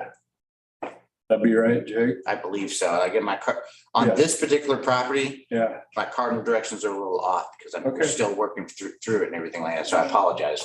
But yeah, no, that's a, This is Brett Sean, that's a drive-through on the backside, I presume. Okay, because I see a little view. well, actually, you can see, I believe you can see part of the drive-through up to the upper left. oh, yeah, I see it. So the parking lot is to the left of where the people are. They're walking in from the parking lot, and then Okay. they'll drive up and through and then come around. So We work more on this particular project than Anyway, anyone, and it should be a reflection of the effort that we've made and the investment that the Yeah. city of Riverside has made, so. Pretty exciting, really, see it, And, something on paper. yeah, Wow. and this is headed to go out to bid, and we're gonna try to put this one out to bid first part of January. Okay. We had originally wanted to try to get it as close as possible to the East Independence. But when you think about December, from just a work viewpoint, you really only have about 10 days in December, the first 10, where you get a lot of the trade, because that's when people start slowing down, they start thinking about taking that 2 weeks vacation or whatever. And once you get past the 15th, with holiday events and everything going on, we didn't think that we would get our best effort in December, so we pushed it to January. I think we're through all the updates, so does anybody have any questions about any of these projects? mindful is that we're going to have a building committee in November for just the one project, the GMP Freestanding Independence. We're not going to have one in December. We will have one in January. By January, we'll have a lot sort of going on. So if there's something that staff wants to know about any building project, I just encourage them just to email us or contact us and let us know, because we're closing in on finishing up the capital program. But we're not done. We're not done with the work. Okay. Would-be building. Yeah, let's go to Would-be? let's go to 5. And just as a setup for this, Michael and I met with Jake and had a nice cup of coffee, and Jake started talking about Woodneath. And you think, well, what's left on Woodneath? Because gosh, we've done the house, we built the library, the auditorium is there, and he had some thoughts. And so this is Jake's thoughts about things that we should think about. Understand this is probably our signature property in the entire library system, given the amount of investment that we have, given the historic resources, given the land that we have there, because we don't have any other site that has 33 acres or 33 acres. And so this is a thought about what we might do next, really around the grounds. So I want to take you back a little over 10 years ago. The Woodneath Master Plan, as it was in its original inception, I just looked this up. It's dated September 21st of 2012. Oh, And now here we are in October 2022. And we are, in my mind, we're trying to see through the vision of what the actual property itself needs to look like. And what I mean by that is, what does it look like when you're driving by? What does it look like when you walk the trail, walk up to the cultural node? What are you going to see? How does that work? And so I asked John Green, and I actually got together with Aaron and our landscape architects, Olson Studio. And I asked him, I said, so what is it going to take? First of all, I should preface this with this. We had a major disturbance out in our area for the last 18 months, 24 months, and it was called the Woodneath Auditorium. Here's something I didn't know. Major disturbance. A major disturbance invites weeds. And we are really right now struggling with a Johnson grass weed issue throughout the property, mainly over towards near where the auditorium is, and in some of the planters and areas like that. So that was what kind of kicked this whole thing off. I was like, well, I don't want to see a bunch of weeds. That's not the plan. So we went through a bunch of conversations, and it started off with that. We've had this disturbance, and now that the disturbance is done, and now that we're going forward, I want to share you what our vision is for to push this property, as Brent said, probably a trademark property, and what it's going to look like. So next slide. So the long-term goal is what we call native prairie, and we call meadow. And before I go into this part, first thing I want to say is why are we looking to restore this? We want to improve the health of all the plants. We want them to become naturally sustainable, but it's going to take a little bit. Right now we've got 30% native grasses, we've got 60% non-native weeds, and 15% of bare soil. So there's some work to be done. We have less than 1% of wildflower. Our goal is 80% grasses and 20% wildflower, and we want that to be sustainable. The benefits of this is, you've got the indigenous land. It'll look a lot like what it possibly looked like back when when it was a farm, or prior to even when it was a farm, when it was just a homestead. We've got some diversity, and again, I keep saying sustainability, but that really is the key. We want this to be able to sustain itself. Promotes wildlife habitat. It supports pollinators, beautification, because we're going to get more color out there. It's not just going to be this wild, buffalo grass. And then it'll make it a kind of an educational experience as you walk on the trail. And then once it's established, which when I say established, I'm thinking 6 to 8 years-ish. maybe even a little bit longer, because they're plants and it's gonna take a while to get rid of the bad and put the new in. We're gonna have less maintenance costs in the end. At the bottom of these, he's referenced what the picture is. That's from the Missouri Department of Conservation. Next slide. Now, this slide's important. Before I start talking about it, I want you to, it's an overhead view of the auditorium, the homestead. So the green area is what we're talking about for prairie restoration. That's when I refer to prairie restoration, that's what we're looking at. The yellow area is meadow. And if you'll notice, the yellow area is kind of next to the cultural node, and there's some purple spots there. Those are where the barn area are and the mechanical area, the mechanic shed. And when you're walking up there, I'm going to talk a little bit more about that. Then we talk about the blue area, which is the woodlands area, which we've got several different patches of it. And then the last is the wildflower node. I'm sorry, the woodland, which is orange. Let me back up. I've confused myself. Meadow is yellow, woodland is orange, wetland is blue. That's what I meant to say. And then, of course, the wildflower node is going to be the purple. So the actual prairie restoration is about 10 acres. The meadow restoration is about 3 acres. Prairie is warm season plants. Meadow is cool season plants. We're looking into bringing an actual conservation contractor with the state of Missouri to give us the input that we need to make sure that we're doing this correctly and that we're actually getting natural plants going forward. The whole emphasis of this is Missouri native. That's the whole emphasis. Right now, we're not there. We've got a lot of non-native species that are quite invasive. We're going to do the project in rotation.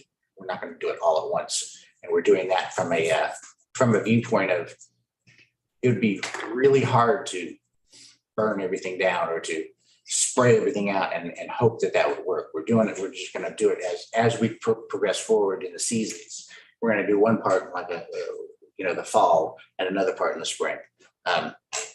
Next slide. So here's our process.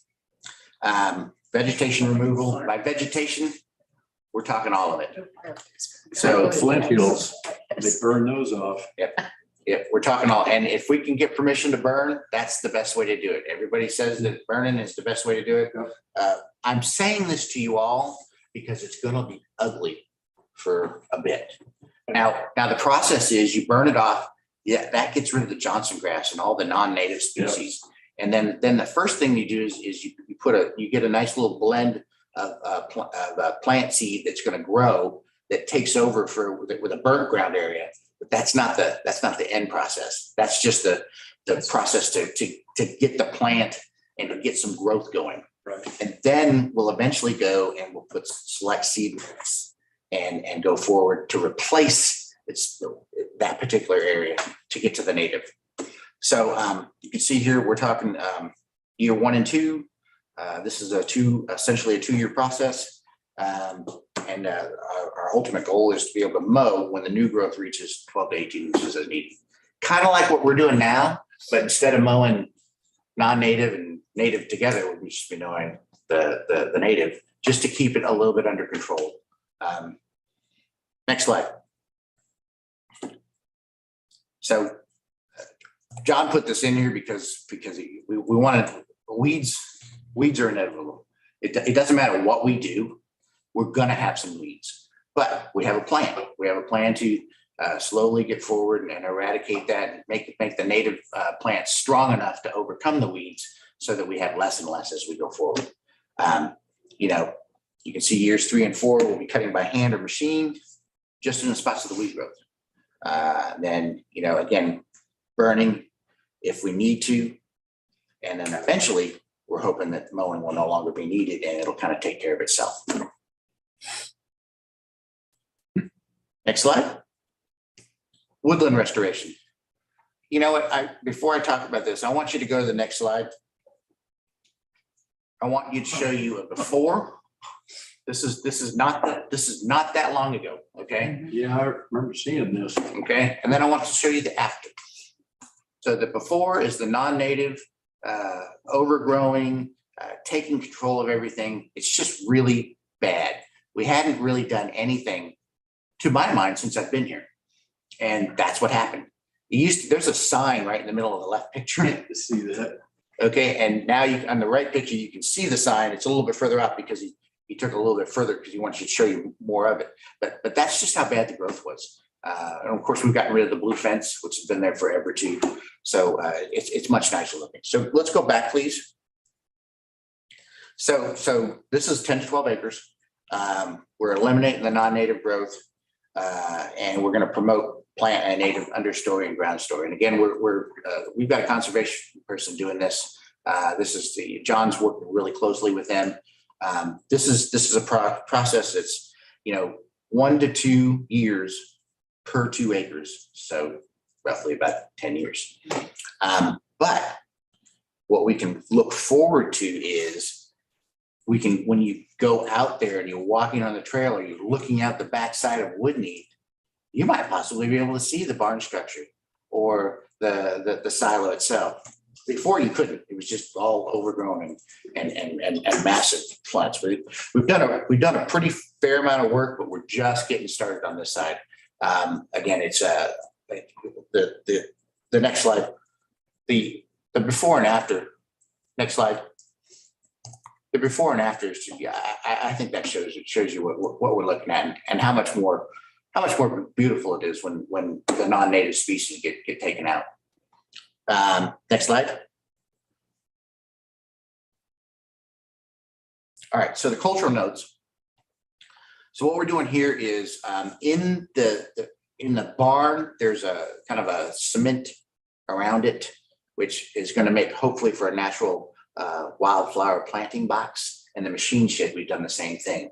So you've got like a little pop of color there. And then the lawn surrounds are going to be actual lawn as we can get it going. And then off in front of there is going to be the meadow area. So what we're working on right now is we've had some standing water. We've had some issues with drainage. We want to clean that up. And then we want to get the grass growing pretty nicely around both of those areas. So when you go up there, and there's a couple signs off the trail that we put up already.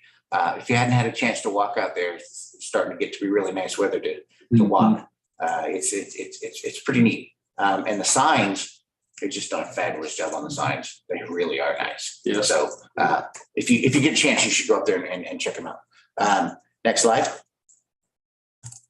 So, wetland areas is essentially like our reservoir or our retention basin or whatever, however you want to name it. What we're trying to do is we're trying to do this as a conservation and cleaning. Maybe even make it a little bit of an educational process. We've got our goal is 100% native, so it sucks up all the water as it gets drained into there, and it just grows. We're going to hand cut and remove the weed growth as we go forward. We're going to try to replant the original seed mix because again, we had that disturbance in several of the areas. What do you mean by disturbance? So when you come in and you saw the picture of Rain Valley, you come in and you plow that area out, and you basically you make you're killing all the natural stuff. Right. And of course, if you got a weed versus a natural, for the most part, the weeds are stronger because that's what they do. And so that's what I mean by disturbance. Okay. I never looked at it that way, but it really does make a lot of sense. Sure. When you think about it, we didn't have Johnson grass issues 5 years ago, but we do now. That's why. So, so the wetland area is it's just a nice way to continue the natural progress that we have out there. Next slide. The walking path. We talked about the walking path quite a bit. The walking path right now is an AB3 composite. It's really nice. It does require maintenance. You do every now and again see weeds coming up through it. Unfortunately, that's really hard to fix. We also see some drainage, some runnels that come through on certain areas when it rains. I will say that when it rains fairly hard, this path is difficult. So I'm trying to find a way to think about the thing and finally push forward for the final phase to put some asphalt in.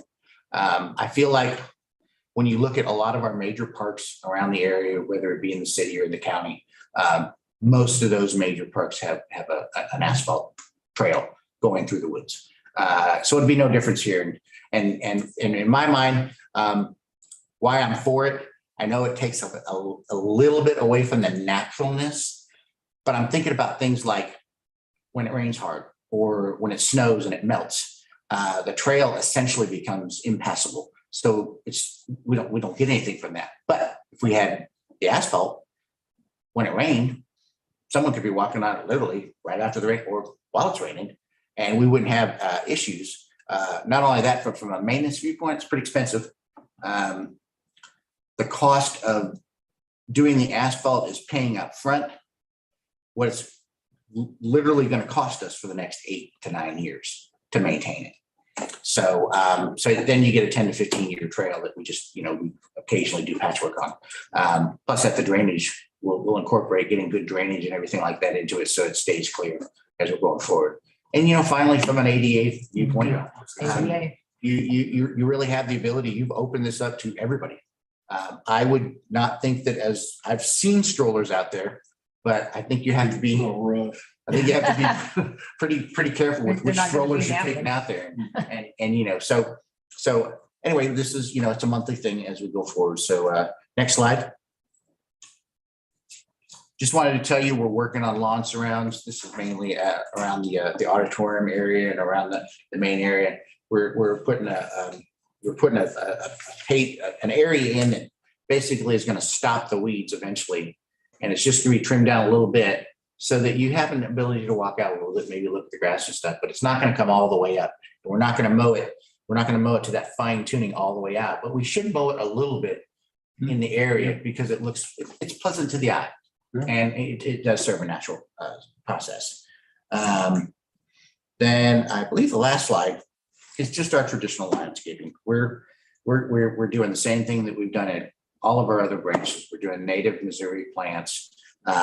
We're making sure that the flower beds are weeded regularly because they get out of control if you don't.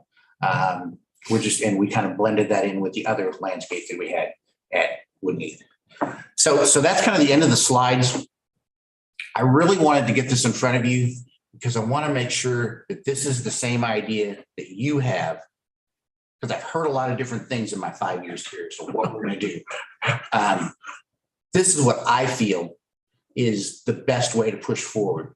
And I'm not going to take credit for the majority of the work on this. Our landscape coordinator, John Green, did the majority of it. John does a great job at coordinating the landscape on all of our branches. He's got a great heart. He really wants the plants to be natural and native and for everybody to enjoy the property as you come into it.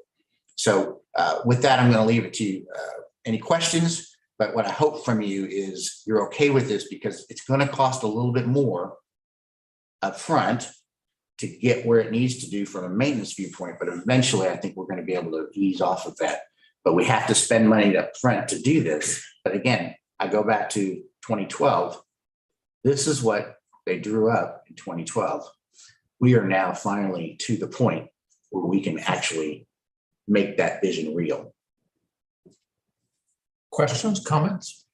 Jake, I just want to maybe to help me. The area in front of the mansion, everything, it's absolutely elegant. And so we're going to have more, terrible expression, but like golf course type grass, regular grass in that area. Okay, great. And one thing, Just like it is now. Pardon? Just like it is now. Great. And also notice along the pathway itself, it seemed as though there was an area adjacent to both sides that was mowed a little bit. I think that's really helpful, especially if somebody's walking with kids. If you have grass as tall as the youngsters, it might. I'd agree with you, and that's kind of what we were talking about with the in what was it, slide 11, the transitioning.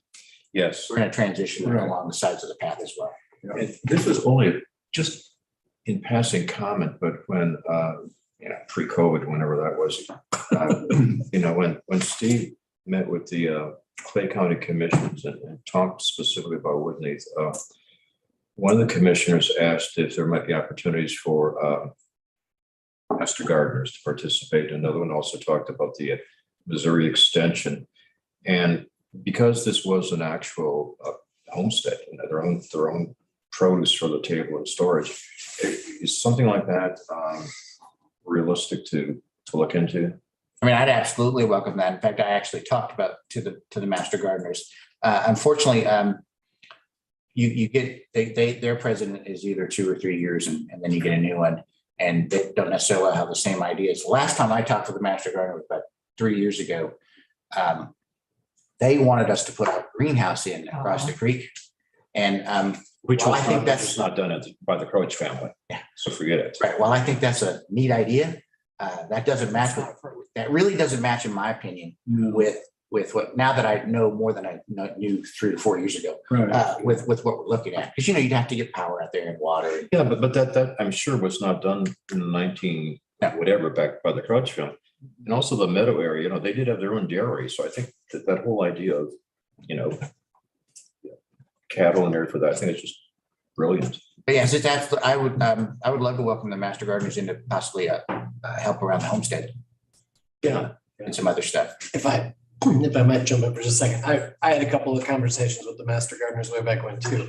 And the biggest issue, maybe even more so, was that they didn't have any funding to pay for any of it. They wanted us to fund all of whatever construction was happening there. So Yes. that was another major challenge. I wasn't envisioning actually building anything for people to participate as much as actually, literally get their hands in the dirt. Great. That experience. Doing the hand weeding and everything like that, that'd be great to have you involved with that. That's what was done back then, yeah. Michael, thoughts? I've walked, we walked with Jake around the little rock path and we were out there and viewed all this. I think it's a great plan. It's going to take, I think we just got to realize it's going to take some time. It's not going to happen overnight. But if the plan's in place, at least we can start phase 1, 2, 3 and roll it out. But it's a beautiful piece of property. It is. No doubt about it. I've been working with marketing. I worked a little bit with Emily, and she put some better verbiage in on the website. We'll continue to do that because we want people to understand that we're doing something, but it's going to take time, and that's the big thing. We need everyone to know that this is not a one-year project. It's right. You're now you're going to see some dramatic difference when they clear out some of the woodland, that's for sure. But you're probably not going to see that same difference when we burn everything down, because that's going to take time to get back. But the most viable way to do it, been done for hundreds, thousands of years. Generations. It's the burning. I grew up in Midwestern Kansas. That's just the way you do it. Yep. So I want to pause there because I've actually was out to the Flint Hills and I understand this and things like this, but a burn in an open prairie is a lot different than a burn near a suburb. Right. A subdivision with high end. So I just think this is really impressive, and it's really sort of thoughtful, but I think we're going to have to stop and have lots of public meetings, really around it to discuss it and share it so that people have their questions and understandings, and that we need to make sure that there is neighborhood support for what it is that we're trying to do. And Fire trucks. Well, no, because, frankly, when the native grass, I was concerned that we would be cited for code complaints because we weren't cutting it and maintaining it. Oddly enough, Woodneath, for reasons that are understandable, is a little bit like Riverside. We had more conversations about this property and trees and maintenance and things like that. And so if we just need to allow the public to see what you just presented to them, answer their questions, this is something that my mind that if we could start next spring with 2 or 3, public meetings, at the library, go walk the grounds, share it and show it, because people will imagine what it might be, and that might be other than what we have in mind. Right. So that's what I was.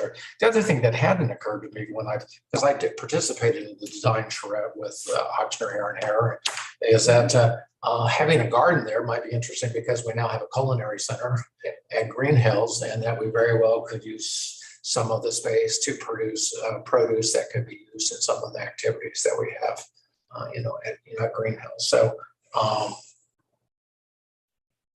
just, all I can say is wow.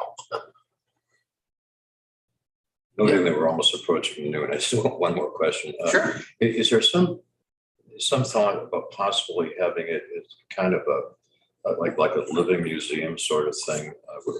When I was thinking of, or it's probably not the right term. I mean, that there's historical wealth in that farm area because we had World War II POWs working the ground. And that would coincide with, for example, the Truman Library when President Truman was, of course, the vice president during the same time. So is there any, and certainly the whole Clay County development area, that was one of the pivotal parts for the whole development. And I think there's just tremendous opportunities for a lot of local and community participation in the actual site. I hadn't thought about that, Russ. Yeah, I just like when we had the what's her name, Mrs. Schmidt put on the presentation. She talked about the kids from Jewel coming down and working the land, and there's just all kinds of connections with everything in that area. To Ron's, That's probably a branch manager project. no, to Ron's point, I think we should be looking for partners in this project, partners that are both funders and partners that are going to help us either with programming or partners that can help us with it. Actually, the Missouri Prairie Foundation is a resource that we might want to.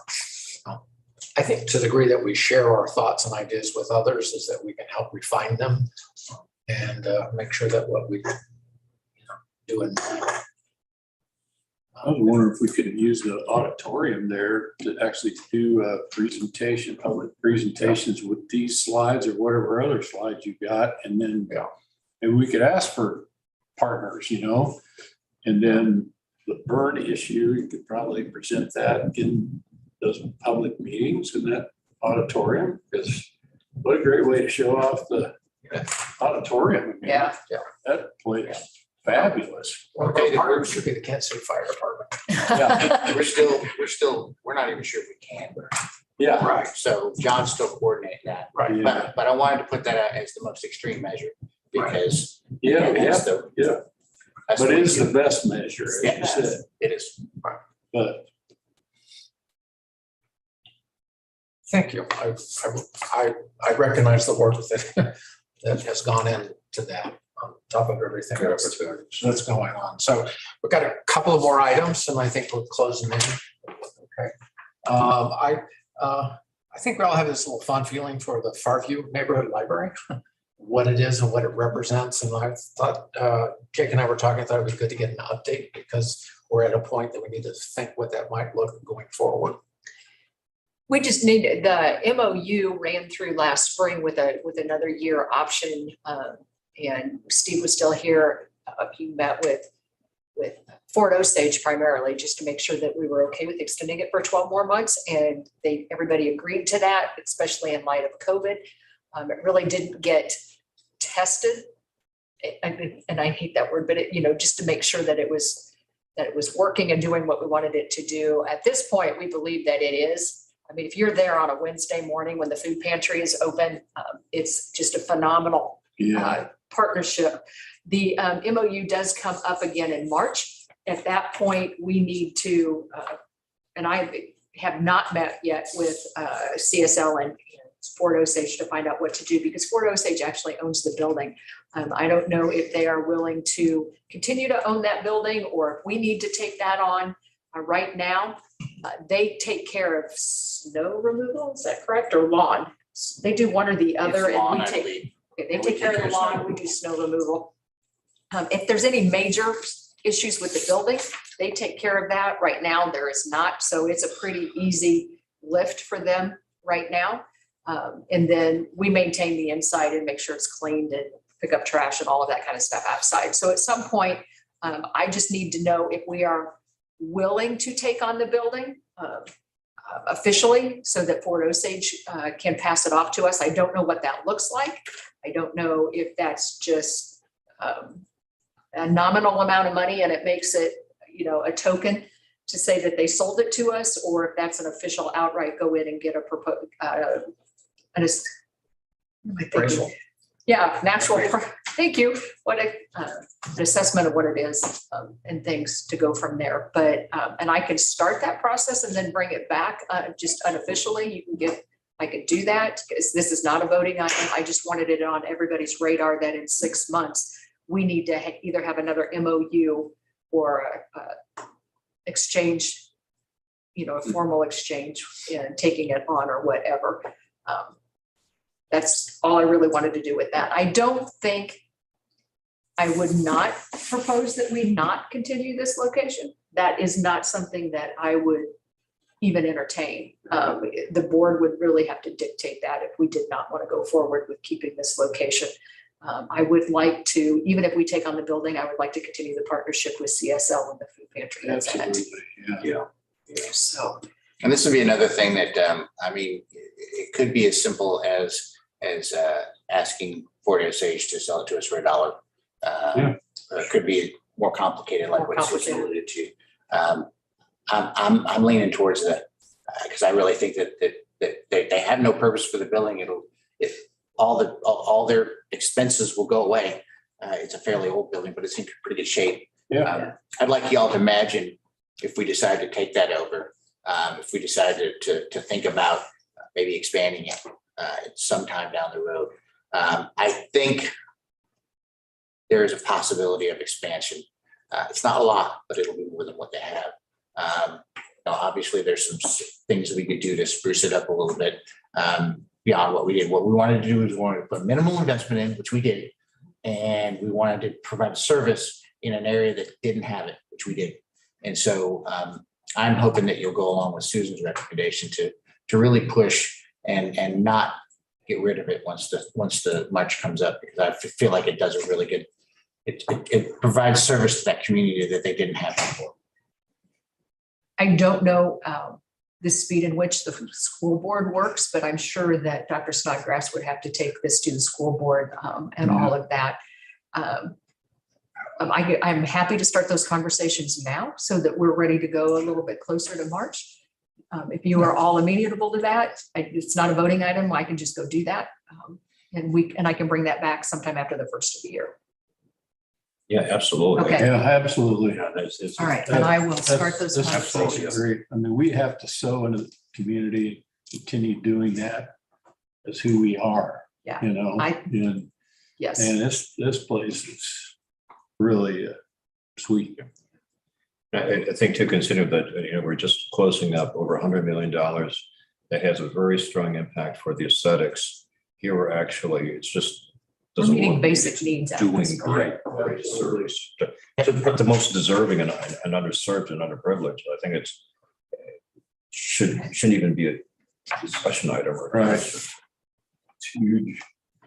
Well, the discussion item will come down to if we can't get it for $1, then that's the discussion. Even then, I think we need to consider it. It's chicken feed. Yeah, I agree. Yeah, we need to keep that. Okay, I will go ahead and start those conversations and get that ball rolling. I think you had 3 absolutely. Yeah, I think I've got 3 positive votes here. So, and if Joycelyn's still on the Yeah. phone, I can't imagine her not saying. I should report Joycelyn actually she was muted, but she voted yes on the earlier one about the transfer of the capital to the surplus revenues over expenses to the capital fund. So that vote was a unanimous 4-0. We have one last item. This was something that Ron had initiated, and so I might have him, talk about what he has in mind. So we're to item number 13. This is the naming opportunity for. And a number of months ago, I was talking with John, and I thought. John Laney. Yeah, John Lane, right. That it would be appropriate to have some kind of a recognition for Steve's tenure, third of a century with the library and the past decade plus as the CEO. And I had no idea, and I just threw out the idea of naming the conference room here for him. Because so much is done in this room. And that didn't get very far, but later discussions between John and Steve mentioned the genealogy center, for which he had a great deal of affection for the activities there. And it was thought that the gathering space, the presentation area, Steve accepted, you'd be okay with having that some recognition for him for that space. So I think, and I have no idea what would be an appropriate monument for it. And then one time at Woodneath, I noticed there was a very, very dignified but simple a plaque on the wall for the people involved, the board and the officers as you go in there. Maybe that's just an idea, but I think it's appropriate to recognize his service and the commitment for the purpose of MCPL by the naming at the genealogy center. So I would propose that as a matter to present to the full board. Take that as a motion? Yeah. For a second.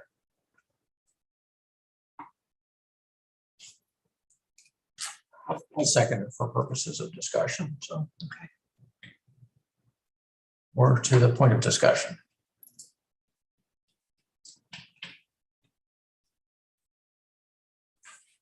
I'll kick it off, provide a few comments. So this has been something that's been discussed with Steve Potter. My hope, if we decide this would be a recommendation, if we move it forward or go to the full board, that whatever we do would be to fund it with private funds as opposed to public funds. I think that we can do that in the same way that we've done some of that and associated with Woodneath.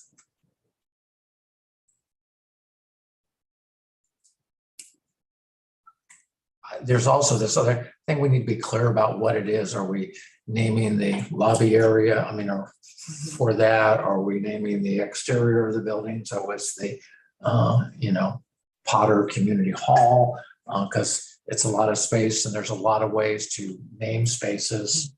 And, I'm not entirely clear about what we have in mind based on your comments, Ron. I think you're talking about some plaque on the interior of the, Something like that, yeah. on the interior space and In the yeah. stage area, gathering space in there.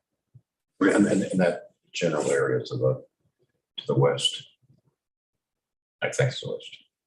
in my conversations with others, I know it's come up that we said we generally don't name buildings for people. And then there's a couple of them, and these staff can help me here, Withers, but it happens to be that we named it after the road, and the road is named after the family that owned the property. Raytown has actually got somebody's name on it. Herndon, Joe Herndon. Herndon, yeah. We all call it the Raytown branch, but it does have an official name on it. This building has the John Ferguson that's out on the sign. Does anybody else know of other buildings that are named? That's it. We've got some areas and buildings that are Right. not like full buildings. This is a different topic, but we were talking about putting a plaque up for the Rizzo family that provided. What now? There was a family that gave us a donation for. Diana's supposed to be. Yeah, I can weigh in on, there's some spaces that are named with plaques and donations. I think there's one over South Independence, the person that gave us the money to fund that program in space. The Rizzo has a plaque. I think there's one with, his name escapes me, it's one of our the first set of board members from the 60s. There's a plaque for him at Antioch on their wall. Herndon was named that before, I think we were even consolidated, I'm not sure. Herndon was in Raytown, was the superintendent and so on and so forth. The former library director, Dick Wilding, has there's like an end cap at genealogy. I think Dr. Gregg is over there. And by end cap, I mean, on the end of the roll, there is a little placard, am I saying that right? That goes on there. So, so those namings have been from donations of people who specifically said they wanted this thing. Since we've taken on the donor naming policy, that's a whole separate, it's gone into a different direction, but those things. Lee Summit has the children's area. Right. Yeah. Or that was part of the sales agreement, because they did contribute a good chunk of change for us to be able to get that property. So since we have a policy, it's changed a little bit. It's changed about how we do that. Diana just also chatted in saying she's working with Henry Rizzo on the recognition piece at MGC. That was the family that we bought the property from, and they gave it a donor. I'm going to suggest this, let's just table this for now, if that's okay, and then get some more detail about what's named for people and what does it look like and what the range of things are and the options, if that's okay with folks. Right. I'll do that informally. Sure. Right. So there is a motion on the floor, so. Yeah, there is a motion on the Okay, all floor, right. so you need to I can withdraw it. withdraw the motion. Okay. Thank you. Thank you. Okay.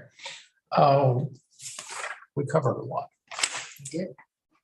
And actually, we saw some exciting things and some interesting things, and we provided, I think, what were some helpful comments back to staff. And I realize it takes a lot of time to prepare and get us together. So in I don't think we have any visitors' comments. I don't think that we, unless you know of any. No, not in reference to. I don't know that we have any other business, but I had to keep track of some notes because, well, no, I mean, I know. when I realized that we're not meeting until January, and I realized these are items that are kind of like our project list for 2023. One was the headquarter discussion. What does that look like? What do we think about it all? One was, let's have a presentation really on the security system, which was kind of like a new topic for me that I hadn't been aware of. I think we want to pick up the Woodneath conversation actually with our full board. There's no point going out to the community to talk about what we might have in mind if our board is not, supportive of that. I leave it to staff to schedule some of these things. You don't want to drop them, but they shouldn't displace really sort of pressing decision items that we have in front of us. And the last one that may be a little bit pressing is Farview, coming back and understanding, what Fort Osage's perspective is on that. And so that's a pretty full agenda. Kind of looming behind us as we press ahead. I'm trying to summarize 2 hours and see if I've missed something here. We have to really give some attention to how it is that we address our obligations that we incur in building new buildings in light of what might be some liquidity issues. It's not that we don't have the available resources, but they're tied up in longer term investments. So if that's a fair summary, did anybody else hear anything else or see anything else or want to add anything else? I appreciate the presence of everybody and Joycelyn online because we've got really 3 action items. And so if not, I'll entertain a motion to adjourn. So I move. Second. I move in a second. All those in favor say aye.